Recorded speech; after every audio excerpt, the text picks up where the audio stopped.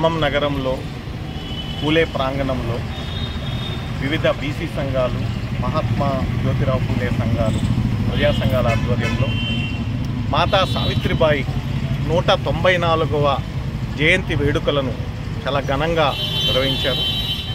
సంతోషం. మాతా సావిత్రిబాయి ఒక మహిళలకే కాదు, యావత్ సమాజానికి ఒక గురువు. ఎందుకు చెప్తున్నానంటే, మహిళలు అభివృద్ధి చెందితే అన్నీ అభివృద్ధి చెందినట్టే. ఒక సమాజం అభివృద్ధి చెందాలంటే మహిళకు ప్రాధాన్యం ఇచ్చి మహిళా విద్యని ముఖ్యంగా మనం పెంపొందించినట్లయితే, కేరళ చూసుకుంటే మహిళా విద్య ద్వారానే డెవలప్ అయింది.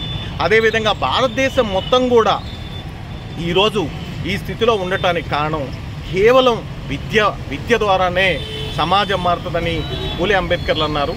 దాన్ని తూచా తప్పకుండా పాటించి అమలు చేసినటువంటి వీరురాలు మహాత్మా జ్యోతిరావు పూలే గారి యొక్క సతీమణి సావిత్రిబాయి పూలే గారు. ఎందుకు చెప్తున్నానంటే, ఈరోజు ఇందిరాగాంధీ కావచ్చు, ఈరోజు ఏ మహిళ అయినా కావచ్చు, ఒక పదవి వచ్చింది అని అంటే దానికి కారణం సావిత్రిబాయి పూలే. అది ఏ క్యాస్ట్ అయినా కావచ్చు, దానికి కారణం సావిత్రిబాయి పూలే గారు. విద్య ద్వారానే సమాజం మారుతుందని గ్రహించి, ప్రత్యేకంగా మహిళా విద్య ద్వారా ఇంకా సమాజం మారుతుందని గ్రహించి, ప్రప్రథమంగా పూణే మహానగరంలో ఒక బాలికా పాఠశాలను 1848వ సంవత్సరంలో స్టార్ట్ చేశారు. అనతి కాలంలోనే దాదాపు 84, 54, 100 స్కూళ్ళ వరకు వాళ్ళు నెలకొల్పారు. నిజంగా బాల్య వివాహాలు ఉన్నటువంటి రోజుల్లో బాల్య వివాహం చేసుకొని దాదాపు 9 సంవత్సరాల వయసు, 9 సంవత్సరాలప్పుడు మహాత్మా జ్యోతిరావు పూలే గారి వయసు 13 సంవత్సరాలు.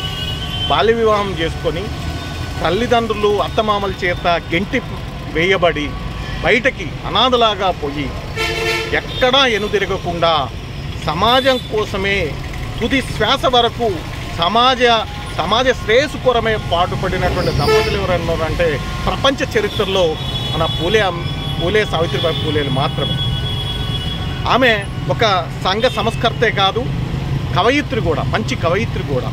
కావ్య పూలే అనేక లాంటి రచనలు చేసినటువంటి, తమ యొక్క వాదనలను, తమ యొక్క అభిప్రాయాలను పుస్తకాల రూపంలో పబ్లిష్ చేసి సమాజాన్ని మేల్కొల్పినటువంటి ధీరోత్తమురాలు. ఈరోజు గవర్నమెంట్ ఆమె యొక్క త్యాగానికి గుర్తింపుగా ఏదో అరకొర సౌకర్యంలాగా ఆమె బర్త్డేని, అంటే జనవరి 3ని జాతీయ మహిళా ఉపాధ్యాయ దినంగా ప్రకటించారు. సంతోషం.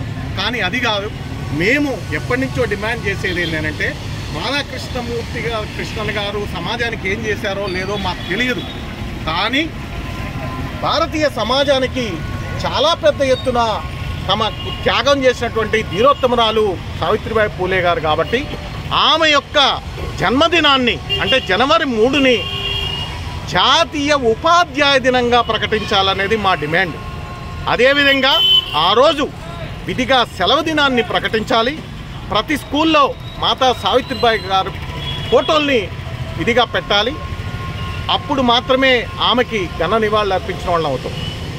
అంతేకాదు, ఆమె చెప్పినటువంటి, ఆమె ఆచరణ చూపించినటువంటి అంశాలు ఏమైతే ఉన్నాయో, ఆమె అనుకున్నట్టు అంశాలని ప్రజల్లోకి తీసుకుపోయి రాజ్యాధికారం అనేటువంటి అంతిమ లక్ష్యాన్ని ముద్దాడినప్పుడు మాత్రమే సావిత్రిబాయి పూలేకి మనం ఘనమైన నివాళులు అర్పించిన వాళ్ళు అవుతాం. అదేవిధంగా ఆమె ఒక సంఘ సంస్కర్తే కాకుండా అంటే సమాజంలో జరుగుతున్నటువంటి వివక్షతను కూడా ఎదిరించారు. ఆ రోజుల్లో వితంతువులకి పెళ్ళిళ్ళు కాలేదు, వితంతువుల్ని పెళ్ళిళ్ళు పునర్వివాహాలు జరిపించారు. అదేవిధంగా వితంతువుల బిడ్డల్ని ఎవరూ అంటుకోలేరు. అటువంటిది ఒక బ్రాహ్మణ మహిళకు పుట్టినటువంటి యశ్వంత్ అనే అబ్బాయిని దత్తత తీసుకొని ఒక డాక్టర్గా సమాజానికి పరిచయం చేశారు ఆ దంపతులు. అదేవిధంగా సత్యశోధక సమాజ్ తమ యొక్క భర్త నెలకొల్పినటువంటి సంస్థని, అంటే సమాజంలో దేవుణ్ణి పూజించడానికి పూజారులు అడ్డు కాకూడదు అనే ఉద్దేశంతో సత్యమేంది ఏది సత్యం ఏది అసత్యం అని ప్రజలకి చాలా క్లియర్గా తేటతెల్లంగా తెలియజేసినటువంటి వీరోత్తమరాలు మన సావిత్రిబాయి పూలే గారు. ఆ రోజుల్లో చనిపోయే రోజుల్లో కన్నా ఒక రెండు సంవత్సరం ముందు ప్లేగు మహమ్మారి భయంకరంగా, అసలు ప్లేగ్ అంటేనే దడదడలాడి మొన్న కరోనా కన్నా విపరీతమైనటువంటి సీరియస్గా పరిణమిల్తున్నటువంటి దశలో ప్లేగు పేషెంట్లని అంటే రోగుల్ని హక్కున తీర్చుకొని చివరికి ప్లేగు వ్యాధితోని మరణించిందంటే అంతకన్నా త్యాగం ఏం కావాలి.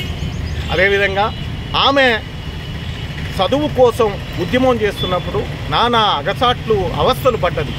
చీరను తీసుకొని ఎక్స్ట్రా చీరను తీసుకొని మధ్యలో మలము తర్వాత గుడ్లు పేడ కొడుతున్నటువంటి సందర్భంలో ఆ చీరను అక్కడికి పోయి అక్కడ ఇడిచేసి కొత్త చీరని కట్టుకొని విద్యాబుద్ధులు నేర్పి మళ్ళీ పాత చీరతో ఇంటికి వచ్చినటువంటి చాలా గొప్ప సంఘ సంస్కర్త.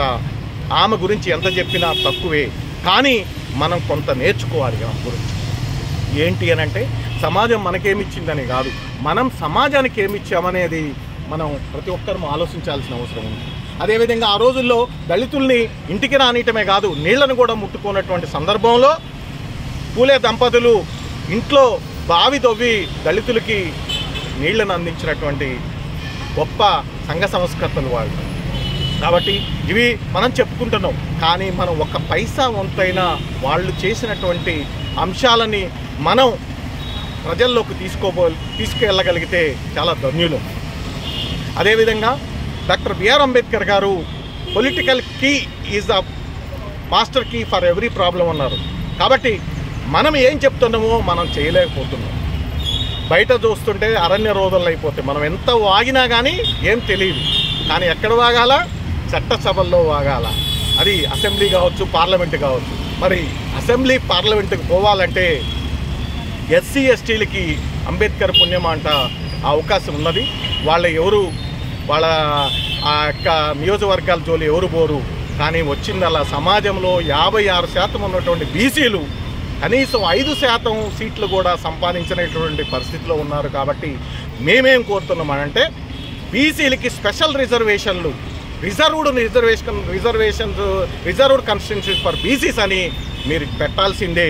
50% మండల్ సిఫార్సుల్ని అమలు చేసి 50% మహిళలకి, తర్వాత అదే బీసీ మహిళలకి, బీసీలకి పొలిటికల్ రిజర్వేషన్లు, రాజకీయ రిజర్వేషన్లు వచ్చినప్పుడు మాత్రమే మన సమాజం మొత్తం, నాట్ ఓన్లీ బీసీలు, భారతదేశం మొత్తం కూడా అభివృద్ధి చెందుతుందని ఆ రోజే కాంచీరాం గారు అన్నారు.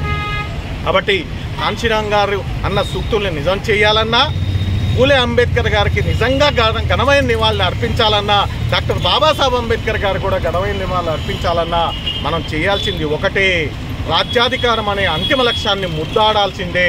ముద్దాడినప్పుడు మాత్రమే, బహుజన రాజ్యం వచ్చినప్పుడు మాత్రమే వాళ్ళందరికీ నిజమైన నివాళులు అర్పించిన వాళ్ళు అవుతున్నాం అని తెలియజేస్తూ, రాబో ఏదైనా ఎన్నికల్లో మన సత్తా ఏందో మనం సాటి చెప్పినప్పుడు మాత్రమే మన సమాజం ముందుకు పోతుందని తెలియజేస్తూ ఈ అవకాశం ఇచ్చినటువంటి మీ అందరికీ ప్రత్యేకమైన జైభీం తెలియజేస్తున్నాం.